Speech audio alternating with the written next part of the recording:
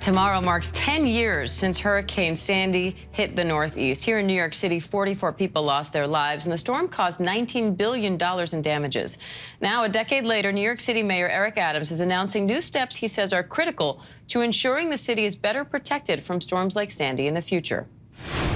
We still feel that pain. We don't have another 100 years to prepare. We have to prepare now. Climate change is here, it's clear, and it is a present danger. Let's go to researcher at the Columbia Climate School, Andrew Kruskovic, with more on this. Andrew, thank you for being here. In your research, what sticks out to you about Sandy, and which was called a superstorm at the time? And what do you think about where we are now compared to where we were 10 years ago? Yeah, thanks for having me and for highlighting this topic.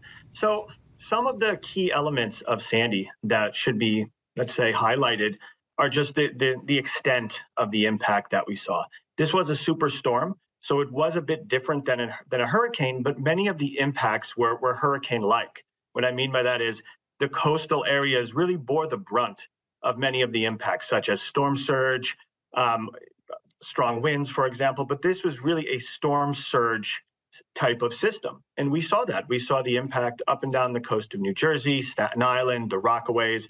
That is one of the most important takeaways. We will likely not see a storm that's exactly like Sandy for a very long time. However, there are other storms that we have seen already, such as Ida. These are bringing similar impacts, but also different.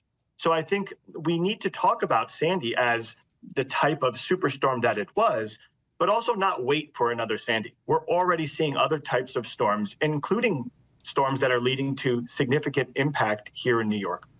Now, you say, because a lot of people do say, when will the next Sandy hit, right? That's been a big topic of discussion since Sandy hit 10 years ago. Yeah. You say that's not the best way to think about this. Why not? Well, it's just every storm is different, you know, and there's many ingredients that make a disaster. So if we're waiting for the same type of storm, for example, we could be missing the signs, the signals of other storms that are approaching. We saw this with Sandy to some extent when the year before we had Tropical Storm Irene come ashore right here in New York City, and to some there was the perception that it was a false alarm, that there was a miss here in New York City at least. However, this really wasn't the case. That event led to very significant impact outside of New York City, but still here in New York, that was the narrative. There were some discussions even afterwards. Well, we were comparing Sandy to Irene the year before, and we were listening to the messages that it was a different type of system, so perhaps not as strong. So the bottom line is we need to look at each storm differently, and we need to have better communication about the impacts from these storms, and also make sure that the people within the communities, the underserved communities, these messages are communicated in an effective way so that people could take action.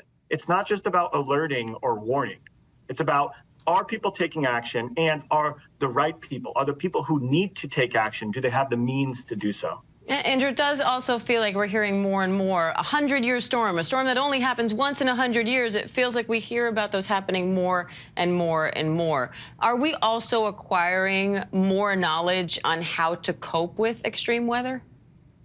Yes, and actually that's one of the topics that we're leading on here at Columbia University's Climate School, is understanding the different ingredients. You know, the climate is an important ingredient in disasters, but it's not the only one. There's socioeconomic factors, there's infrastructure, there's cultural factors of why we see this disproportionality of impact from some communities and others. With Ida last year, we saw many people lose their lives, unfortunately, and a total that wasn't far from Sandy. However, the other impacts from Ida were very different from Sandy. We didn't see the large-scale socioeconomic impacts. We didn't see the impact on Wall Street, for example. Therefore, the response to Ida has not been as significant as Sandy. And I think that was a missed opportunity. I think we need to focus on this disproportionality of impact. Are the actions that we're taking, and we are taking action, are they impacting the most underserved populations? And how do we focus on that? All right, Andrew Kruskovic, we appreciate your time today and your research. Thank you. Thank you.